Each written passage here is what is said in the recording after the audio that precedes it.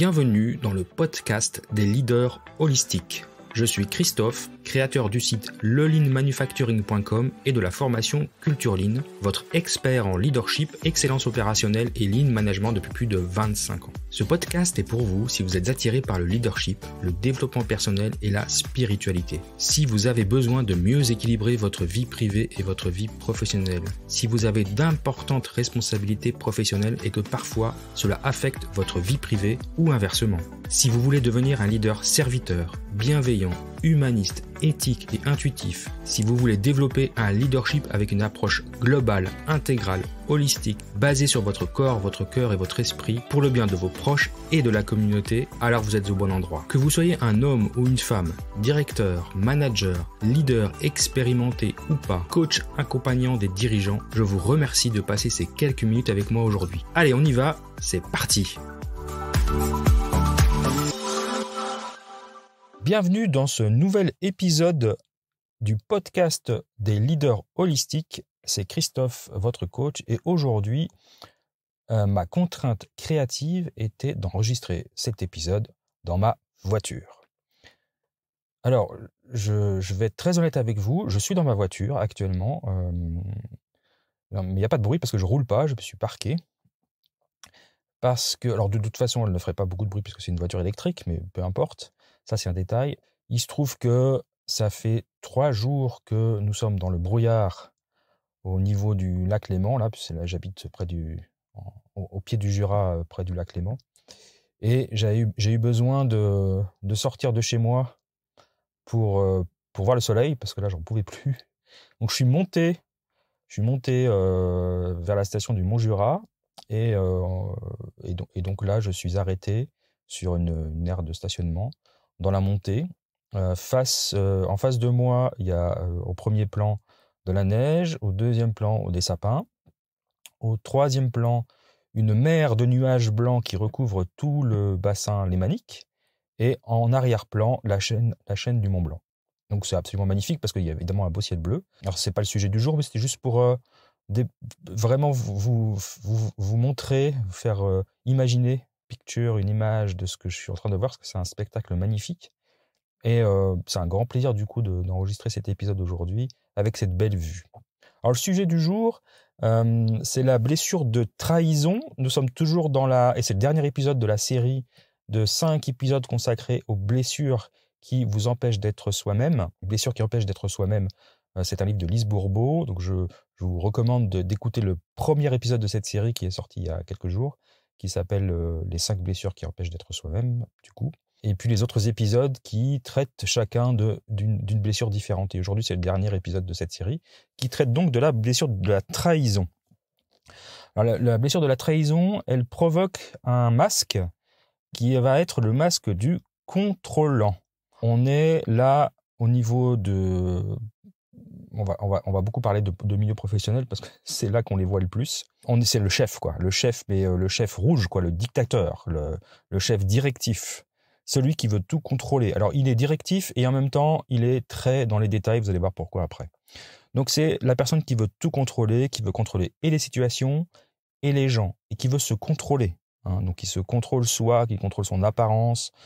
Vraiment dans le contrôle total de toutes les choses. C'est quelqu'un de très compétitif, qui veut toujours être le meilleur, qui fait très attention à son apparence, à sa réputation, qui a une espèce d'armure ou de vernis de surface ou une couche en surface qu'on ne peut pas pénétrer. On ne sait pas ce qui se passe à l'intérieur. Vu de l'extérieur, tout est beau, tout est joli, tout est propre, en ordre, comme on dit en Suisse. Et lui, sa hantise, lui ou elle, sa hantise, c'est de se trahir soi-même, de trahir les autres, ou de se faire trahir, ou d'être trahi par les autres, pardon. Donc cette personne va déformer la réalité. Elle va même cacher, elle va même oublier, elle va aller jusqu'à oublier ses propres erreurs. Donc elle va se mentir à elle-même pour rester dans son rôle de contrôlant. Donc c'est quelqu'un qui va avoir tendance un peu à mentir quand même, en tout cas à améliorer la réalité, à déformer la réalité et voire à se mentir à soi-même. Elle va embellir son image. Donc c'est quelqu'un qui, alors déjà de toute façon, a une apparence parfaite, qui est très bien habillé, en général qui est plutôt sportif, bien, voilà, il n'y a rien qui dépasse, tout est propre. c'est quelqu'un qui, dans les discussions, n'aime pas être en retrait, qui va toujours rebondir sur les paroles des autres pour dire ouais, mais moi aussi je fais ça. Donc, par exemple, vous êtes entre amis, vous êtes en train de discuter des dernières vacances que vous avez eues dans un magnifique. Voilà, moi j'étais au Mexique par exemple dernièrement. Je discutais avec quelques amis ou des collègues. Et forcément, il y en a toujours un qui a cette blessure qui va me dire ah ben moi aussi je suis allé au Mexique, c'est vraiment super, j'adore, et puis qui va tirer un peu la couverture vers soi pour montrer, pour reprendre le contrôle de la situation en fait. C'est souvent des personnes qui vont sonner faux. Si on n'est pas dupe, on va vite voir que sous le vernis, c'est pas tout à fait ce qu'on présente, et va tout faire pour obtenir la confiance des autres. Et c'est des gens qui ne supportent pas le mensonge, alors qui sont capables de se mentir à eux-mêmes ou de mentir et de se voiler la face par rapport à leur propre personne, mais par contre qui vont ne pas supporter le mensonge, qui vont pas supporter les arnaques, les choses cachées ou les secrets. Voilà, c'est ce genre de personnes qui détestent les secrets. Ils vont, là on a des chefs très dictatoriales, c'est des personnes qui vont imposer leurs solutions et leurs idées, qui vont faire semblant d'écouter, mais à la fin ils feront comme ils ont décidé. Et qui vont, sous couvert d'aider son prochain, vont donner des conseils qui ne sont pas sollicités. Donc, personne qui, avec ce type de blessure, va toujours donner de bons conseils, qui pense donner de bons conseils. Souvent, les conseils sont beaux, c'est pas le problème, c'est juste que la personne qui reçoit le conseil n'en a pas besoin ou n'en veut pas. On ne s'assure pas que la personne en face a besoin de conseils, en fait. On va imposer ses propres conseils. Et puis l'ego, dans tout ça, l'ego, il nous fait croire, quand on a cette blessure, qu'on ne ment jamais, en fait, qu'on est intègre, que tout est parfait. Donc l'ego nous cache un peu cette vérité et cet effet miroir qu'on pourrait avoir. En termes de management ou de leadership, ce sont des personnes qui ne savent pas déléguer, qui ne font pas confiance. Alors ils savent ou elles savent qu'il faut déléguer, donc elles vont se forcer à le faire. Mais quand ils le font ou elles le font, c'est très difficile parce qu'elles vont contrôler par derrière, elles vont refaire par derrière. Donc les gens à qui les tâches ont été déléguées, ça va mal passer. C'est vraiment catastrophique en termes d'attitude. Donc vraiment, ils sont sur le dos des gens et ça se transforme en harcèlement. Donc ce sont souvent des personnes qui peuvent tomber dans ce travers du harcèlement moral. Parce que incapables de déléguer et parce que voulant tout contrôler à outrance et à l'extrême. Donc, comme j'ai dit, la peur du mensonge, le manque de confiance. Alors, quels sont les 3 conseils qu'on pourrait donner à une personne qui souffre de cette blessure de trahison? Alors, c'est déjà d'arriver à laisser les autres tranquilles, donc aussi bien à la maison ou au travail, arrêter d'être le chef directif. Donc, alors, évidemment, identifier qu'on a ce comportement, ce qui n'est pas facile pour eux. Parce que c'est vraiment un masque difficile à admettre. Mais quand on s'est rendu compte qu'on a cette difficulté, cette blessure de trahison, ce qu'on peut faire, c'est se donner des challenges. Typiquement, allez, pendant un jour, je ne donne pas d'ordre, je ne contrôle rien, j'arrête d'être le chef, je laisse aller, let it be, je lâche prise. Le lâcher prise, c'est l'ennemi du contrôlant. Donc, se forcer à lâcher prise, déjà commencer par le faire une journée. Et voyez ce qui se passe. Vous allez voir que le monde ne va pas s'arrêter et que vous n'allez pas être plus malheureux qu'avant. Donc, et puis petit à petit, lâcher des prises de plus en plus sur certaines situations. Commencez avec des petites choses. Hein. C'est pas négligeable parce que quand on a passé sa vie à être contrôlant, le lâcher prise est vraiment quelque chose de difficile. Le deuxième conseil que je donnerais, c'est de s'occuper de soi, mais sans se trahir. C'est-à-dire de laisser faire les autres, d'oublier le travail, de s'occuper de soi. Ça, c'est un des conseils que je donne à tout le monde pour toutes les blessures, s'occuper de soi, mais quand on a cette blessure de trahison, c'est s'occuper de soi en oubliant le travail, en ne contrôlant rien. C'est-à-dire qu'on ne va pas aller vérifier ses emails, on ne va pas avoir le téléphone allumé, on va partir, prendre une journée juste pour soi. Quand on part en vacances, on éteint tout. Ça, pour ces personnes-là, c'est très difficile. Donc, se forcer à laisser faire les autres, à déléguer, on oublie le travail, on prend soin de soi, on s'occupe de soi. Et pour ça, un des conseils, c'est de lister les choses qui nous font plaisir, qu'on aimerait bien faire, et puis les faire, mais les faire dans le lâcher-prise total. Vraiment, on part une journée, on part un week-end, on laisse ses problèmes, on laisse les autres faire ce qu'ils ont à faire et on s'occupe que de soi. Et puis le dernier conseil que je pourrais donner, qui est aussi très difficile évidemment pour ce type de personnes, c'est d'être soi-même, d'enlever petit à petit le vernis, de montrer sa vulnérabilité.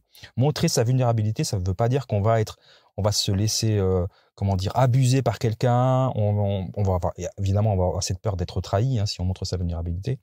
Mais c'est de stopper la compétition, d'être soi, de oser être soi, d'assumer d'être soi avec ses qualités et ses défauts, et de montrer ses défauts, de ne plus les cacher, d'assumer ses erreurs, de le dire. Oui, j'ai fait une erreur. Oui, je me suis trompé. Parce que ce sont des personnes qui veulent toujours avoir raison. Alors, typiquement, dans les engueulades de ménage, c'est la personne qui a toujours raison qui veut jamais rien lâcher. Ça, c'est la personne. Cette personne-là, vous pouvez être sûr qu'elle a la blessure de trahison. Alors, travailler là-dessus, admettre ses erreurs, revenir sur ses erreurs, les dire publiquement. C'est pas grave, bien au contraire. Donc, montrer sa vulnérabilité. Donc voilà les 3 petits conseils que je pouvais vous donner aujourd'hui pour travailler sur cette blessure de trahison. Voilà, j'espère qu'en tout cas vous avez apprécié ces 5 épisodes concernant les 5 blessures qui empêchent d'être soi-même.